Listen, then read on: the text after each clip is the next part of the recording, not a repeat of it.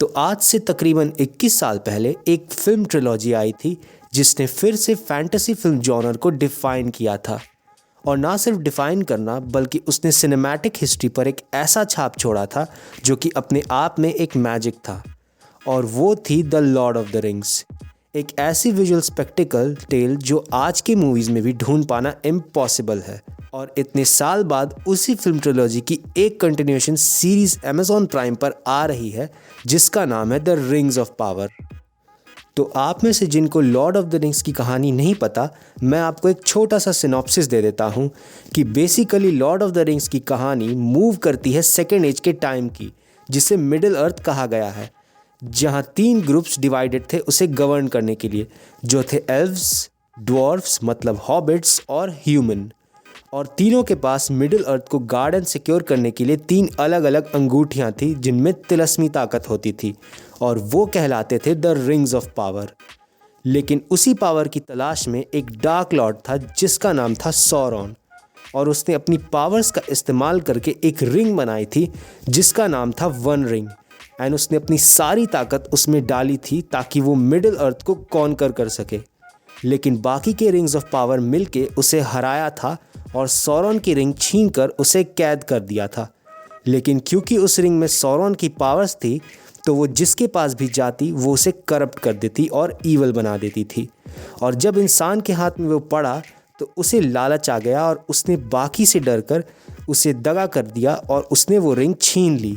और फिर एक बैटल के बाद उसे हराने के बाद वो रिंग एक नदी में गिर गई हमेशा हमेशा के लिए, और खो गई अगले 250 साल तक वहीं रिवर के नीचे। और लॉर्ड ऑफ द रिंग्स की कहानी यहीं से आगे बढ़ती है।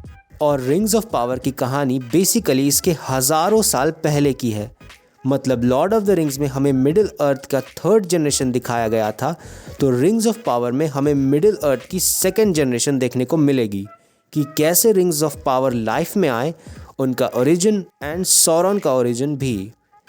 जैसा इसके ट्रेलर में हम देख सकते हैं कि गैलेड्रियल जो कि एल्व वॉरियर है जिसे हमने लॉर्ड ऑफ द रिंग्स में भी देखा था, तो ये प्रॉबेबली कहानी हज़ारों साल पहले की होगी जब वो रिंग्स ऑफ पावर की खोज में निकली होगी और डार्कनेस और ईवल से लड़ने के लिए भी।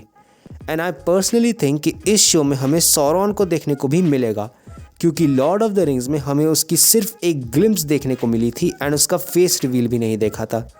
तो मैं ज़रूर देखना चाहूँगा उसके ओरिजिन स्टोरी को और उसका इंटरेक्शन विद एल्व्स, हॉबिट्स और ह्यूमंस के साथ। एंड इसका 2nd ट्रेलर देखने के बाद मेरे एक्साइटमेंट लेवल और ज़्यादा बढ़ गई है, क्योंकि ये ट्रेलर बहुत ही ज़्यादा बम्बार्डिंग था ऑफ व्हाट्स कमिंग। वैसे एक फैक्ट बात बताऊं आपको कि ये टीवी शो के हिस्ट्री का अब तक का मोस्ट एक्सपेंसिव शो एवर है, जो कि 1.25 बिलियन डॉलर्स में बना है, मतलब नियरली 10,000 करोड़ में। एंड आप इसके ट्रेलर में इसके विजुअल्स, CGI और सिनेमेटोग्राफी देखकर समझ ही सकते हो। और इसके मेकर्स ने ये भी अनाउंस कर दिया है कि ये टोटल 5 सीजन्स की सीरीज़ होगी, मतलब आगे आने वाले तकरीबन 8-10 सालों तक ये शो चलेगा, विच इज़ इनसेन। तो ओवरऑल बात करूं तो rings of power Lord of the rings की प्रीक्वल का काम करेगा, and I am pretty sure कि हमें वही मार्वलस ट्रीट देखने को मिलेगा जो लॉर्ड ऑफ द रिंग्स की मूवीज़ में देखकर आया था, and who nose even more better. So that's it, आज के लिए बस इतना ही।